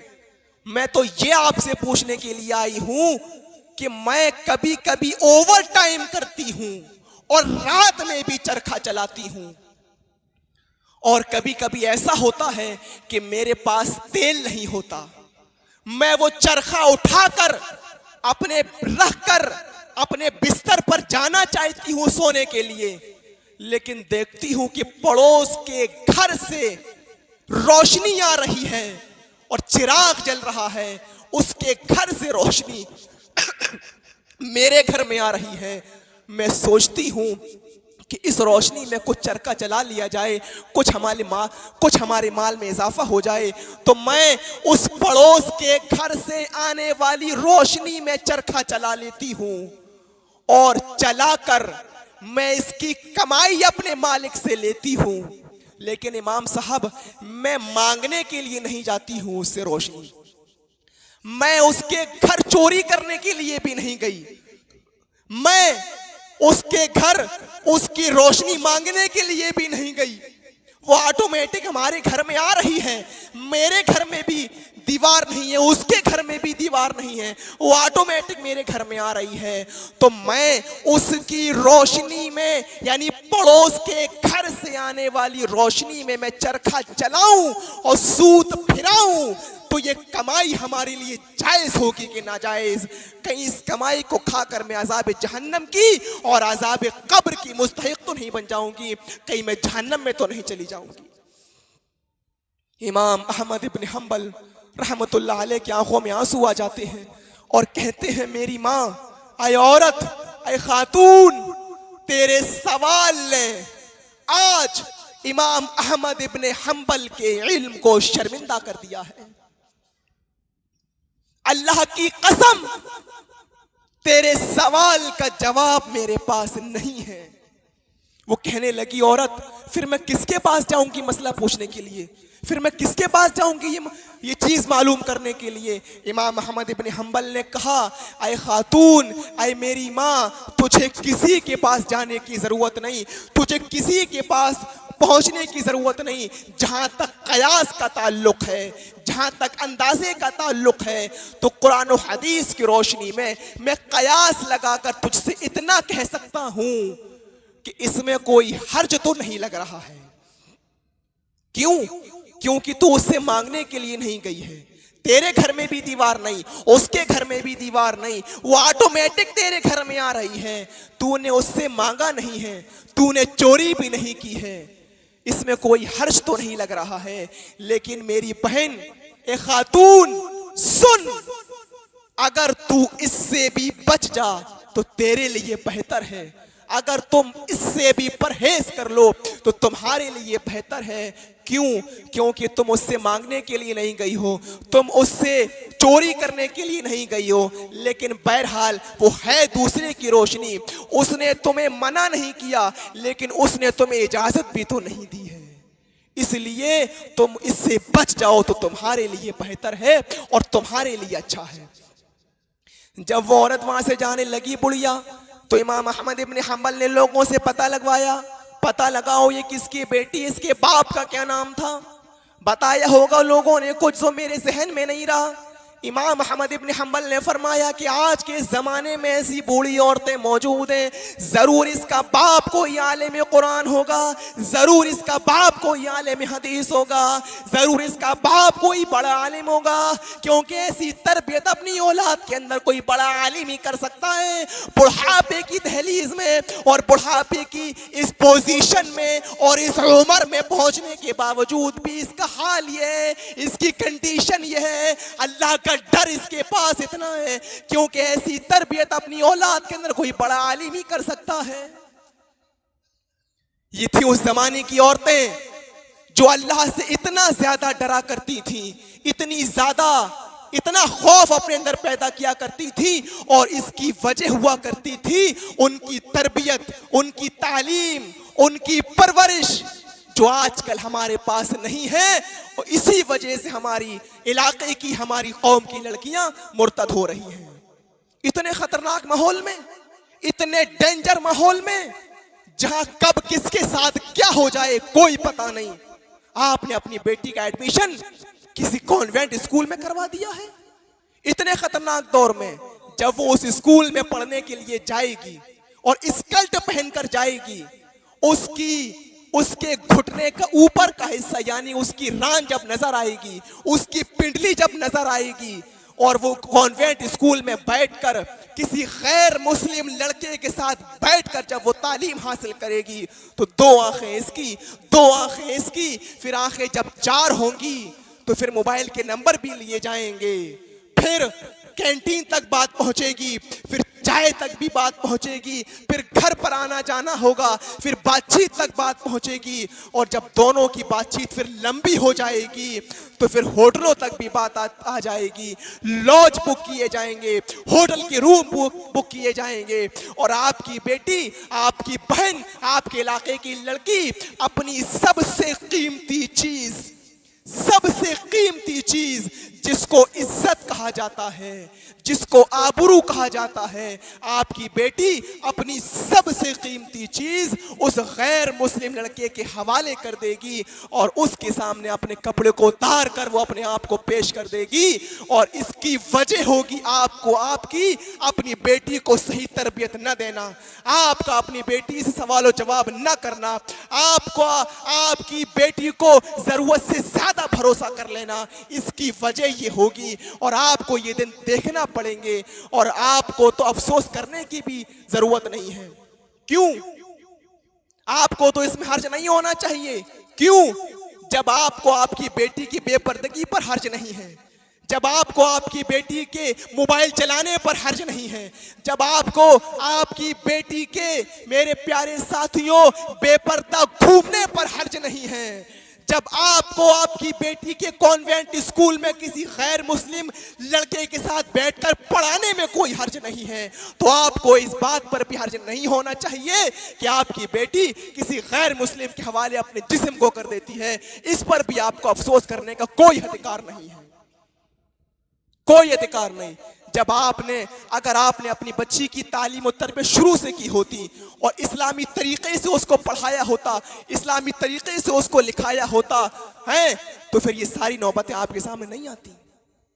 एक मंजर हम आपके सामने रखने जा रहे हैं और देखिए कितनी ज्यादा उस जमाने के लोग अपने बच्चों की तरबियत पर फोकस किया करते थे और कितना ज्यादा उनको पढ़ाने लिखाने पर और कितना ज्यादा उनके मुस्तकबिल पर और दीनी तालीम हमारे बच्चे के अंदर आ जाए, आगे चलकर ये अपने दीन के खिलाफ खड़ा ना हो, इस पर कितना ज्यादा वो फोकस किया करते थे। रबिया अल फर्रुख अपनी बीवी के पेट में अपना बच्चा छोड़कर चले जाते हैं और अपनी बीवी से कहते हैं, बीवी सफर लंबा है, 2-4 साल भी लग सकते हैं, 8-10 साल भी लग सकते हैं। ये देखो मैं तुम्हें 40,000 दिरहम देकर जा रहा हूं। 40,000 दिरहम अगर बेटा हो या बेटी हो तो तुम ये सारा का सारा पैसा मेरे उस बच्चे की तालीम पर लगा देना, उसकी तरबियत पर लगा देना। ये कहकर रबिया अल फर्रुख चले जाते हैं सफर पर। मोबाइल का जमाना नहीं, टेलीफोन का जमाना नहीं, मैसेंजर का जमाना नहीं, फेसबुक का जमाना नहीं, ये कहकर चले गए। आपको ताज्जुब होगा, तारीख की किताबें आप पढ़िए, 2-4 साल की कहकर जाते हैं, 27 साल का अरसा गुजर गया। 27 साल के बाद फिर लौट कर आए और लौट कर जब आए तो मस्जिद चले गए, अपने घर नहीं गए, क्योंकि शरीयत का हुक्म भी है जब सफर से आओ तो अपने घर मत जाओ, पहले मस्जिद चले जाओ और अपने घर में तुम खबर पहुंचा दो ताकि आपकी बीवी नहा ले, धुल ले और खुशबू लगा ले और इतनी लंबी जुदाई के बाद जब आप लोग मिले तो एक अच्छा मैसेज जाए, क्योंकि मियाँ बीवी एक अच्छे दोस्त होते हैं। आप ऐसे घर में चले जा रहे हैं, बीवी किचन में काम कर रही है, उसके पास से बदबू आ रही है, आपने सोचा चलो इतनी लंबी दिनों के अरसे के बाद आ रहे हैं, बीवी से खुशबू आएगी। आप जैसी घर में घुसे बदबू आपको लगने लगी, आपका दिमाग खराब हो गया, तो ये मोहब्बत बढ़ेगी नहीं बल्कि घटेगी, मोहब्बत में इजाफा नहीं होगा फिर। तो रबिया अल फर्रुख मस्जिद चले गए और मस्जिद के किसी नमाजी को घर भेज दिया और कहा कि मेरी बीवी से कहना कि तुम्हारे शौहर 27 साल के बाद लौट कर आए हैं, क्या उनको घर में आने की इजाजत है? वो जाते हैं, बीवी को पूरा मंजर बताते हैं और बताने के बाद बीवी ने कह दिया कि मेरे शौहर से कहना कि अभी आपको घर में आने की इजाजत नहीं है, इशा के बाद घर में आओ।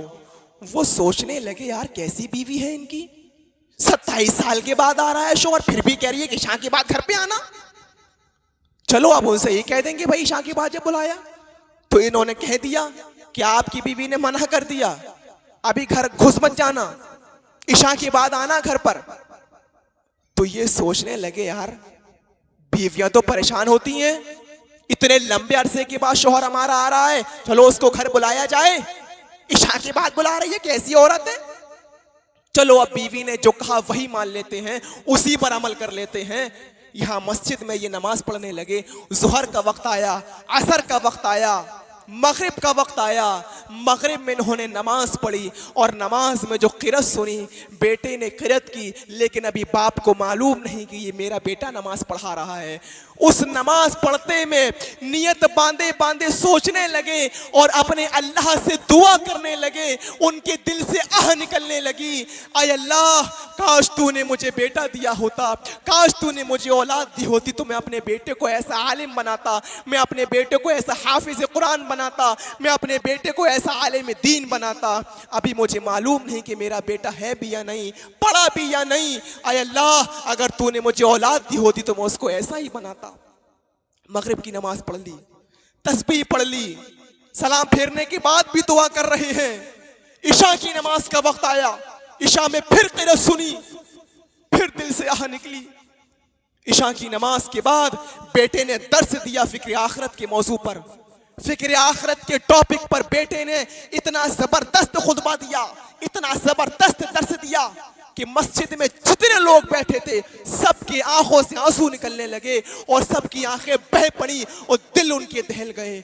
उस वक्त फिर ये दुआ करने लगे, रबी अल फरूक, आय अल्लाह मुझे पता नहीं कि मेरा बेटा है भी या नहीं, काश तूने मुझे बेटा दिया होता तो मैं अपने बेटे को ऐसा आलिम बनाता।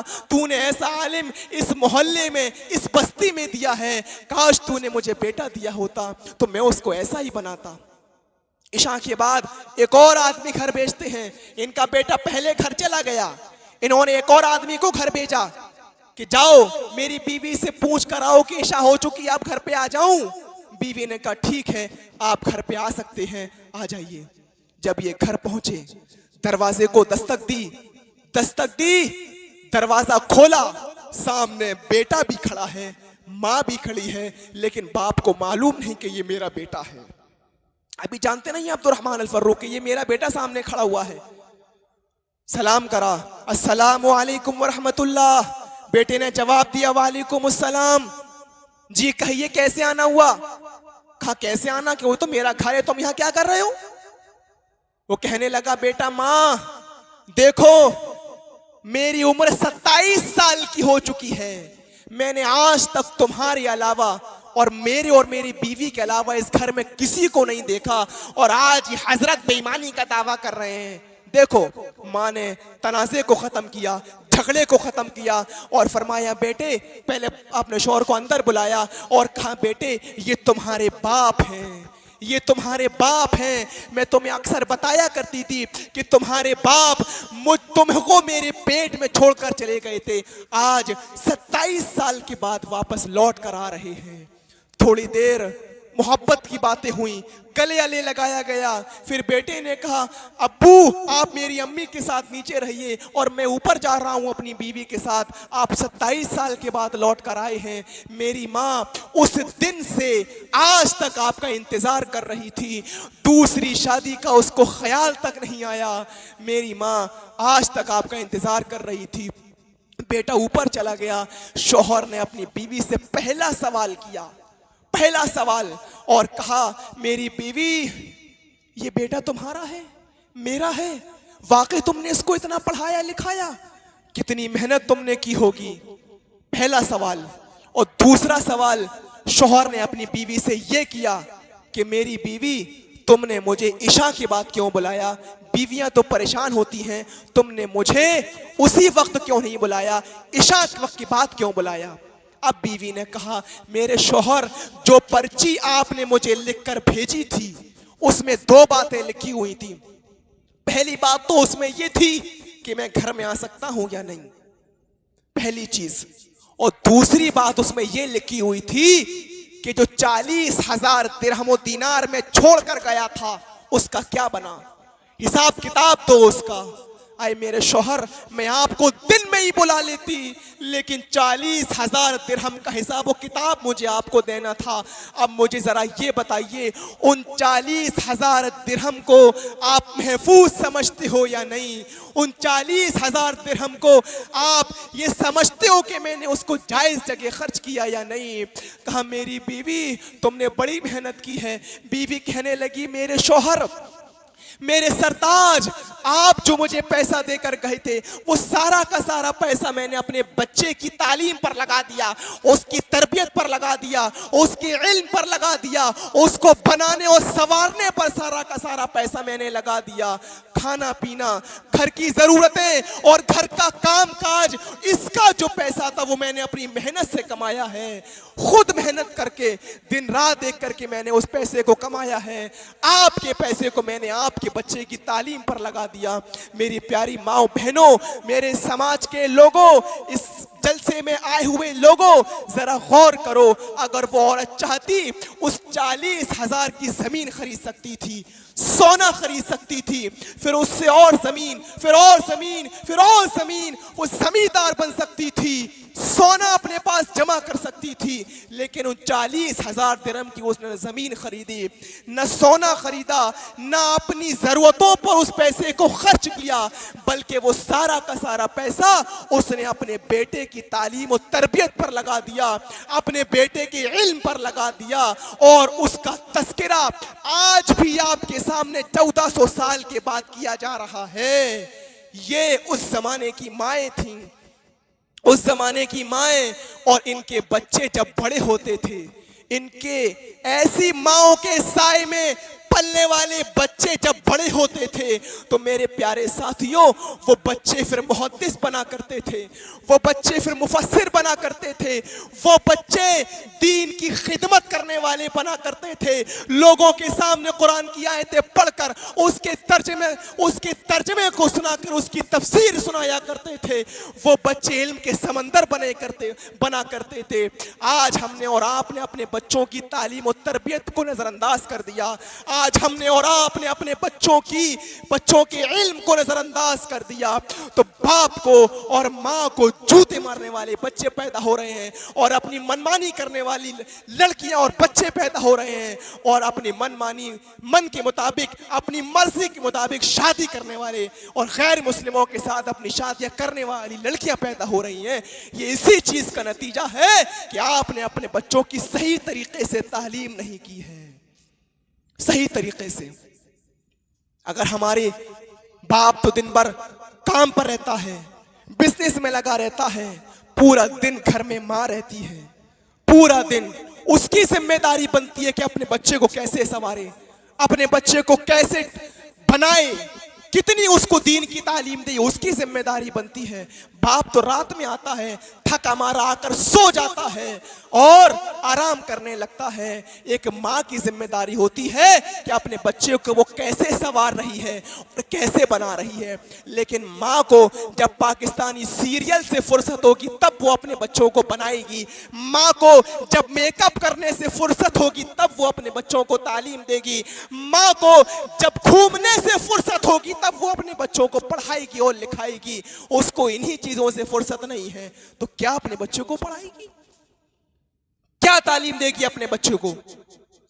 क्या अपने बच्चे को वो इब्ने क़य्यिम, इब्ने तैमिया, सनाउल्लाह मरसरी जैसे चीजें उनके अंदर पैदा करेगी जब उसके पास ही वो चीजें नहीं होंगी और उसको जब फुर्सत नहीं होगी? मेरे बहनों, तुम एक क्रीम पाउडर की कुर्बानी नहीं दे सकती हो, तुम अपनी लिपस्टिक की कुर्बानी नहीं दे सकती हो, तुम शॉर्ट कपड़ों की कुर्बानी नहीं दे सकती हो। सुमैया ने कौन सी कुर्बानी दी थी? इस्लाम के लिए कैसे उन्होंने अपने आप को शहीद किया था?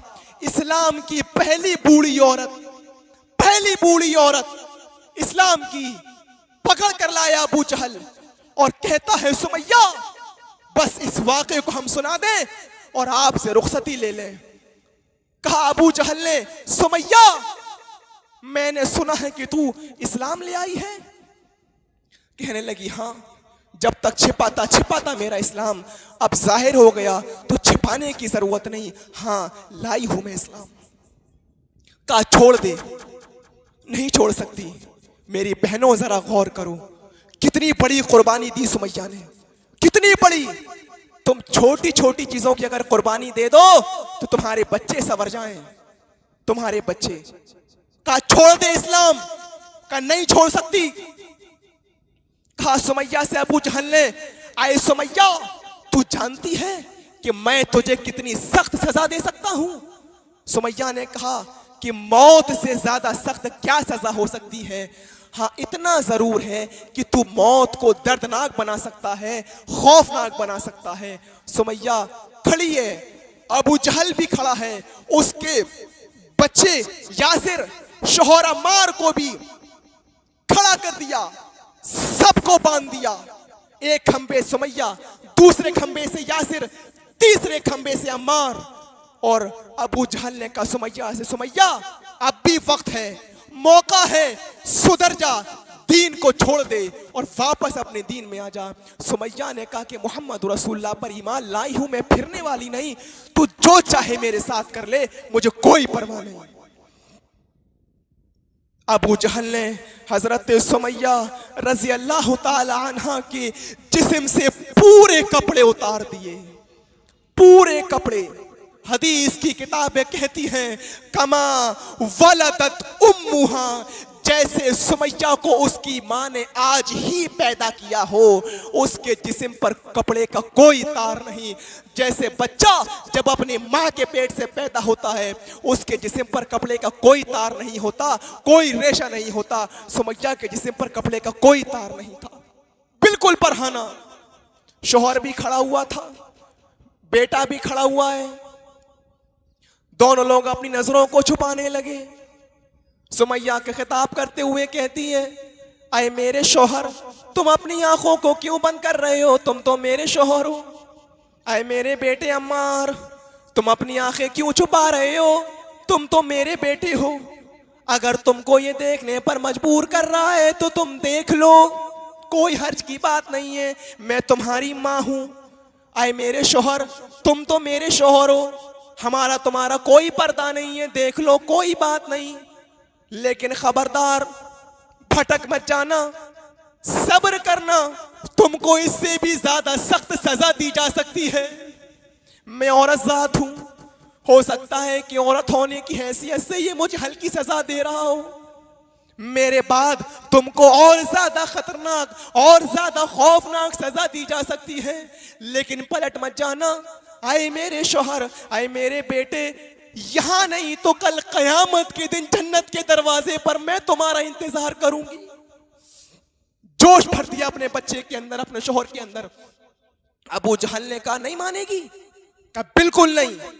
एक नेजा मंगाया, नेजा, हदीस की किताबें कहती हैं वो ऐसा नेजा था कि अगर उसको पत्थर पर रख दिया जाए तो पत्थर में भी सुराख हो जाए, इतना तेज वो नेजा था।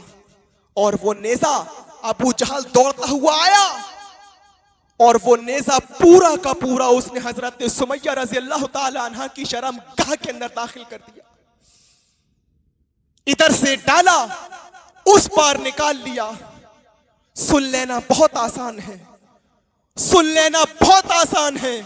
इन तकलीफों को बर्दाश्त करने का जब नंबर आता है तो बड़े बड़े दिल और गुर्दे उस वक्त पानी पड़ जाते हैं। बेचारी अपने हाथ भी नहीं हिला सकती थी क्योंकि उसके हाथ तो पीछे से बंधे थे। अबू जहल ने सुमैया के हाथों को बांध दिया था और पीछे से उसके हाथ बंधे हुए थे, वो अपने हाथ भी नहीं हिला सकती थी कि नेज़े को पकड़कर बाहर निकाल दे। तकलीफ में है, दर्द में है, आंखों से आंसू उसके बह रहे हैं, लेकिन ऐसे मौके पर भी, इतने खतरनाक और इतने नाजुक मौके पर भी हजरत सुमैया की जबान से जो जुमला अदा होता है, जो जुमला निकलता है, उस जुमले पर गौर करो। हम लोग होते तो क्या कहते, अल्लाह मेरी तकलीफ को दूर कर दे, अल्लाह मेरी परेशानी को दूर कर दे, अल्लाह मेरी मुसीबत को दूर कर दे। लेकिन सुमैया की जबान से जो जुमला उस वक्त अता हुआ वो ये था, सब्बित कदमैया अला दीनिक या अरहमर राहिमीन। आय अल्लाह, इसकी दी हुई तकलीफें, मुसीबतें, इसकी दी हुई तकलीफों पर मुझे साबित कदम रखना। कहीं ऐसा ना हो इसकी दी हुई तकलीफों से मैं दीन अपना छोड़ बैठूं, मैं इस्लाम से फिर जाऊं, मैं इस्लाम को छोड़ दूं। आय अल्लाह, इसकी दी हुई तकलीफों की वजह से मुझे मेरे इस्लाम से दूर ना करना। सब्बित कदमैया अला दीनिक या अरहमर राहिमीन। ये हजरत सुमैया के अल्फाज थे। सुमैया के ऐसे नाजुक मौके पर भी सुन लेना कितना आसान है, आप लोग सुन रहे हैं, लेकिन जब बर्दाश्त करने का नंबर आता है, वो छोड़ो कुर्बानियां।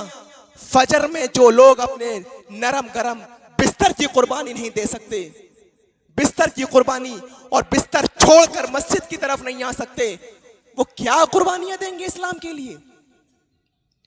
तकलीफ बर्दाश्त कर रही है सुमैया। अबू जहल ने कहा अब भी वक्त है, सुधर जा।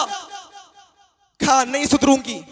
उसने 2 ऊंट मंगाए, एक ऊंट को सुमैया के एक पैर से बांध दिया, दूसरा ऊंट दूसरे पैर से बांध दिया, एक का चेहरा इस तरफ, दूसरे का चेहरा इस तरफ कर दिया, और कहा सुमैया से, आए सुमैया देख, मैं इन ऊंटों को भगाऊंगा, एक इधर भागेगा, एक ऊंट इधर भागेगा, बीज से तू चीर दी जाएगी, तेरे दो टुकड़े हो जाएंगे। सुमैया ने कहा, अबू जहल सुन,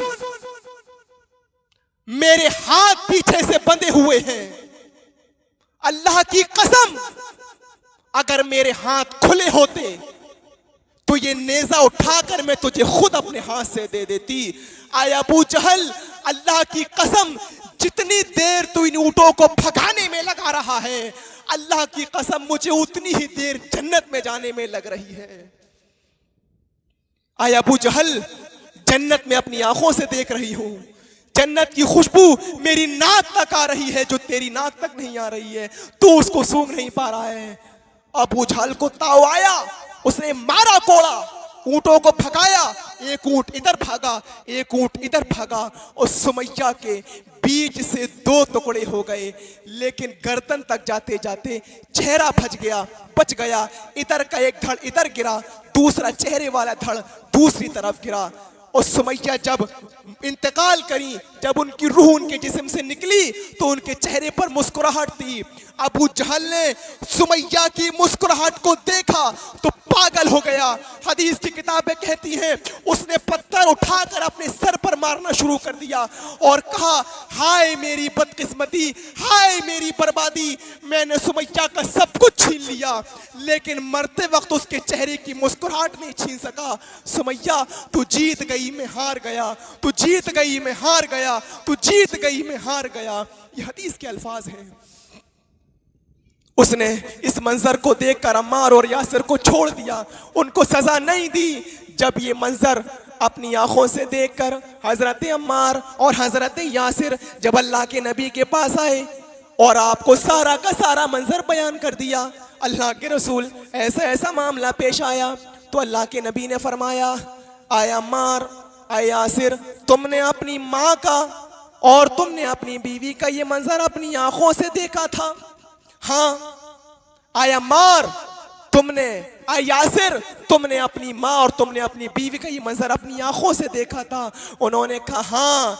आप फौरन मिंबर के ऊपर खड़े हुए और आपने एक जबरदस्त खुतबा दिया, और खुतबा देते हुए आपने फरमाया, आय अबू बकर, एक एक का नाम लेकर आपने फरमाया, आय अबू बकर तुम जन्नत में अकेले जाओगे, आय उमर तुम जन्नत में अकेले जाओगे, आय उस्मान तुम जन्नत में अकेले जाओगे, आय अली तुम जन्नत में अकेले जाओगे। उसके बाद आपने फरमाया, इस्बिरू इस्बिरू इस्बिरू या आला यासिर, आय यासिर के खानदान वालों, आय यासिर के घराने वालों, सब्र करो, सब्र करो, तुमने अपनी माँ और तुमने अपनी बीवी का मंजर अपनी आंखों से देखा, सब्र करो, तुम्हारा पूरा का पूरा खानदान एक साथ जन्नत में जाएगा। अल्लाह ताला ने ये खुशखबरी तुम्हें दे दी है। इन लोगों से कह दो, अम्मार से और यासिर के घराने वालों से, कि सब्र करो, तुम्हारा पूरा खानदान एक साथ जन्नत में जाएगा। मेरी प्यारी माओ, मेरी बहनों, मेरी कौम की बच्चियों और इस जलसे गाह में बैठे हुए लोगों, इस तकरीर का खुलासा कलाम ये था और लुब्बे लुबाब इसका ये था कि हमें और आपको अपनी बेटों, अपनी बच्चियों, अपनी लड़कियों पर जरूरत से ज्यादा ध्यान देने की जरूरत है, उनके ऊपर नजर रखने की जरूरत है, उनके ऊपर है पूरी तवज्जो देने की जरूरत है। मोबाइल भी उनको ना दिया जाए, जरूरत के मुताबिक दो, वरना वापस ले लो, वापस ले लो, क्योंकि ये दौर जिसमें हम और आप जी रहे हैं ये बड़ा खतरनाक दौर है, ये बहुत पुरफितन दौर है। कल आपके साथ और हमारे साथ कब किसकी तरफ से कौन सी आफतें आ जाएं किसी को कुछ नहीं पता, किसकी तरफ से कौन सी चीजें लागू कर दी जाएं किसी को नहीं पता। इसलिए अपने बच्चों के ऊपर बहुत ज्यादा नजरें रखने की जरूरत है। एक मामला तो ऐसा हुआ, एक लड़की किसी गैर मुस्लिम लड़के के साथ जब फरार हो गई और चली गई, लड़की बालिग हो चुकी थी, 18 साल से ऊपर की हो चुकी थी, और 18 साल से जब ऊपर की बच्चियां हो जाती हैं तो हिंदुस्तान का कानून भी कहता है कि अब 60 साल के बूढ़े बाप की नहीं चलेगी, अब 18 साल से ऊपर की आपकी बेटी हो चुकी है, अब लड़की को अपना फैसला करने का अधिकार है। जब वो लड़की किसी गैर मुस्लिम के साथ गई तो माँ बाप पैसे वाले थे, उन्होंने सोर्स लगाकर उस लड़की को बुलवा तो लिया अपने घर में, लेकिन चूंकि लड़की 18 साल की हो चुकी थी, कोर्ट मैरिज कर चुकी थी, गवर्नमेंट की तरफ से लोग आते हैं, पुलिस आती है और उस लड़की को उसके बाप के घर से घसीट कर ले जाती है इस आधार पर कि अब आपकी बेटी 18 साल से ऊपर की हो चुकी है, अब आपको बीच में पढ़ने का और आपको आपकी बेटी के ऊपर कोई अधिकार और कोई राइट नहीं है। इसलिए मेरे प्यारे साथियों, अपनी बच्चों की इस्लामी तरीके से आप तरबियत कीजिए, इस्लामी ढंग से उनको पालिए और जितनी मेहनत हो सके अपनी बच्चियों को संवारने में आप लगा दीजिए, जितना हो सके अपनी बच्चियों को काबिल बनाने में, अपनी बच्चियों को दीनदार बनाने में लगा दीजिए। अगर आपने अपने बच्चों के ऊपर ध्यान नहीं दिया तो आपकी बेटी आपकी भी नाक कटवाएगी, आपके खानदान की भी नाक कटवाएगी और पूरे मुस्लिम समाज की वो नाक कटवाएगी। मेरे प्यारे साथियों, इन्हीं चंद बातों के साथ हम आपसे रुखसत होते हैं और दुआ करते हैं कि इल्हाल आलमीन जो कुछ मैंने कहा मुझे भी और सभी सुनने वालों को अमल की तौफीक अता फरमा। व मा अलैना इल्लल बलागुल मुबीन व आखिरु दावाना अनिल हम्दुलिल्लाहि रब्बिल आलमीन। वस्सलामु अलैकुम व रहमतुल्लाहि व बरकातुहू।